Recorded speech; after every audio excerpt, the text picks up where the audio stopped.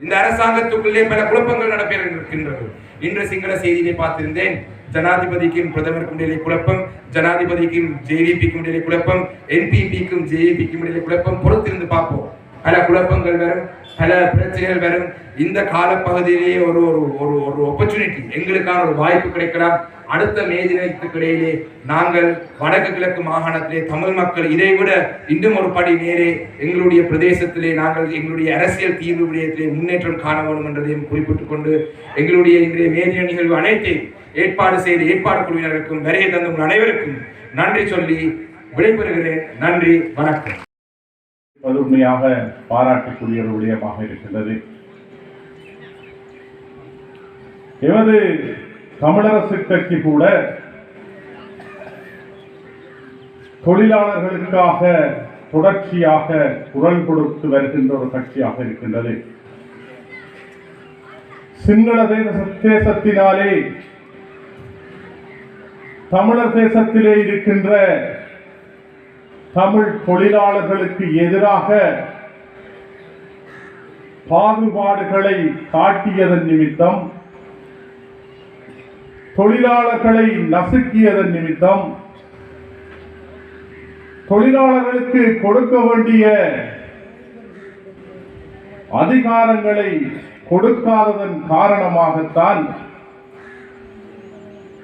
தமிழரசு கட்சி அதனை இலங்கை சுதந்திரமடைந்த காலத்திலிருந்து தற்பொழுது வரை எப்பொழுதும் தொழிலாளர்களுக்காக குரல் எடுக்கின்ற ஒரு கட்சியாக இருக்கின்றது. தந்தை செல்வா அவர்களினாலே அவர்களின் வழிகாட்டலின் படி இந்த கட்சி தொழிலாளர்களுக்காக என்று குரல் கொடுத்த ஒரு கட்சியாக இருக்கின்றது.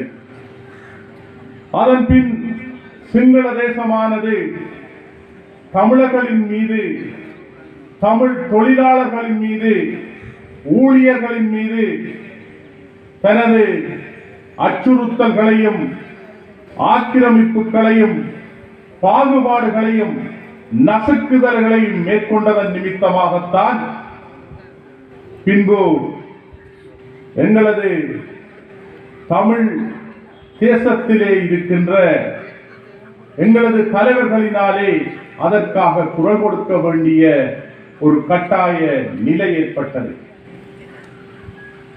அன்று எப்படி எங்களது தொழிலாளர்களின் மீது அச்சுறுத்தல் விடுக்கப்பட்டதோ, நசுக்கப்பட்டதோ, பாகுபாடு காட்டப்பட்டதோ, அதே விதமாகத்தான் இன்றும் இருக்கின்ற சிங்கள பேரினவாத கட்சிகளினாலே காட்டப்படுகின்றது.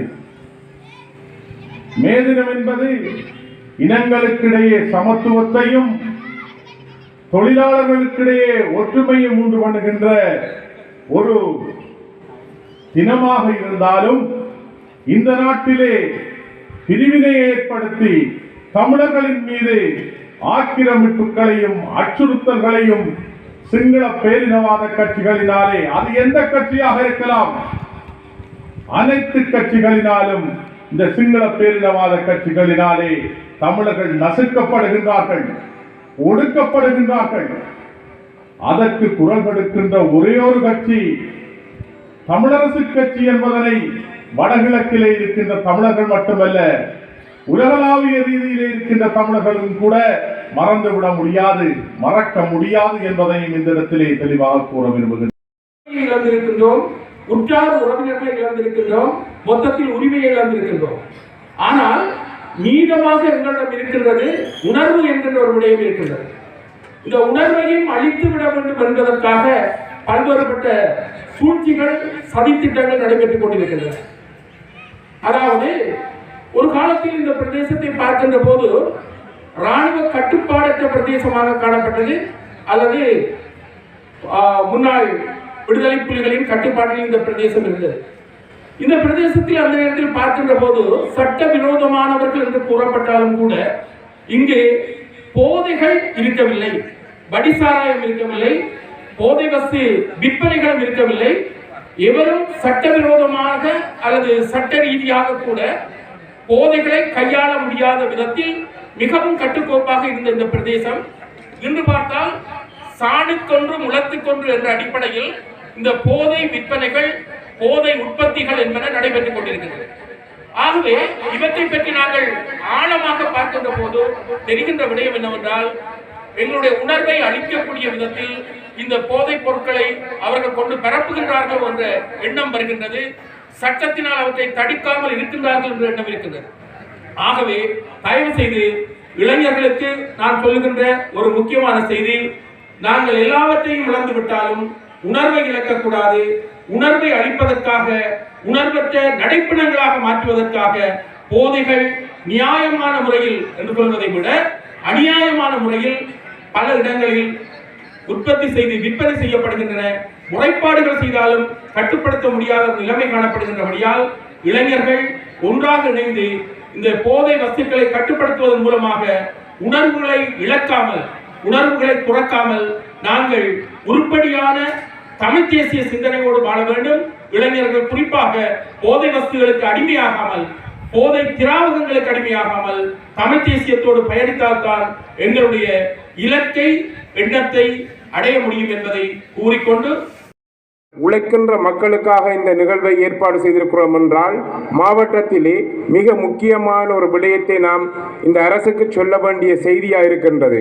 மாவட்டத்திலே பொருளாதாரத்திலே வலு சேர்க்குகின்ற விவசாயிகள், மீனவர்கள், பண்ணையாளர்கள் இந்த விடயத்திலே கடந்த 1.5 வருடங்களாக அரசு அவர்களுக்காக என்ன செய்தது என்ற ஒரு கேள்வியை நாம் இடத்தில் கேட்க வேண்டியிருக்கின்றது.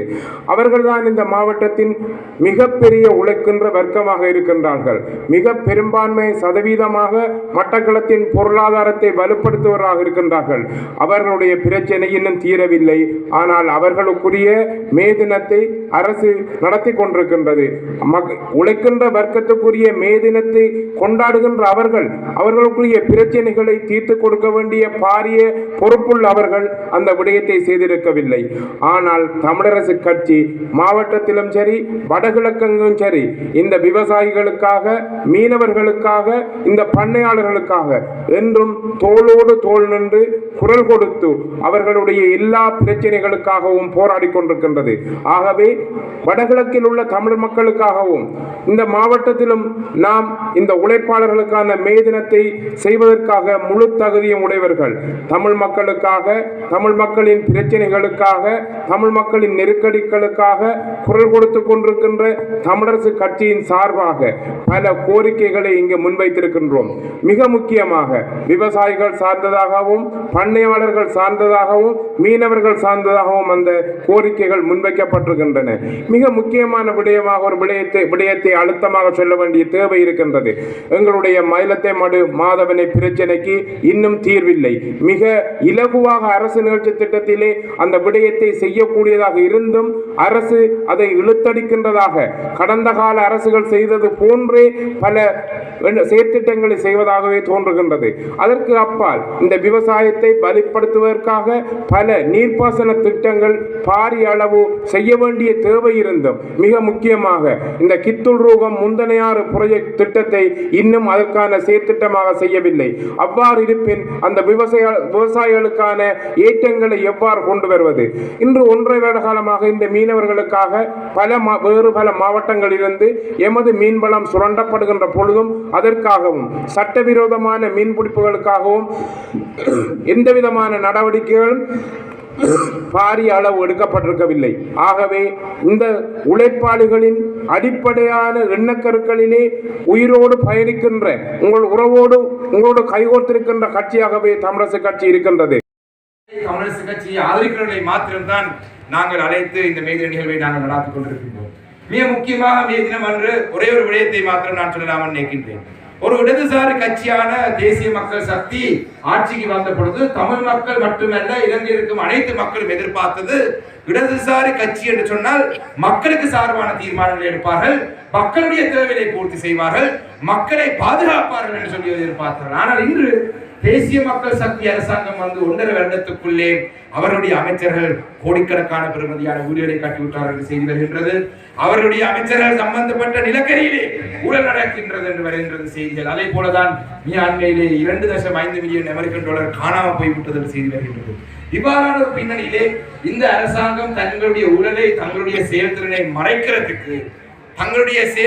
மறைக்கிறதுக்கு பல நடவடிக்கைகளை எடுத்தாலும் கூட இன்று அவங்களுடைய நடவடிக்கையால் எங்களுடைய மக்கள் தொடர்ந்து பாதிக்கப்பட்டுக் கொண்டிருக்கிறார்கள். எங்களுடைய மக்கள் மீது வரி சுமை அதிகரிக்கப்பட்டிருக்கின்றது, மக்கள் மீது மின் கட்டணத்துடைய விலை அதிகரிக்கப்பட்டிருக்கின்றது, மக்கள் மீது எரிபொருளுடைய விலை அதிகரிக்குது.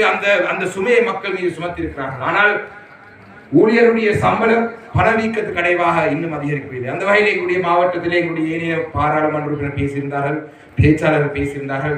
மீனவர்கள், விவசாயிகள், கால்நடை பண்ணையாளர்கள் அனைவரும் பாதிக்கப்பட்டார்கள். ஆனால் இந்த பிரச்சனைகளுக்கு ஒரு நாளுமே மத்திய அரசாங்கத்தால் மாத்திரம் தீர்வு வழங்க முடியாது.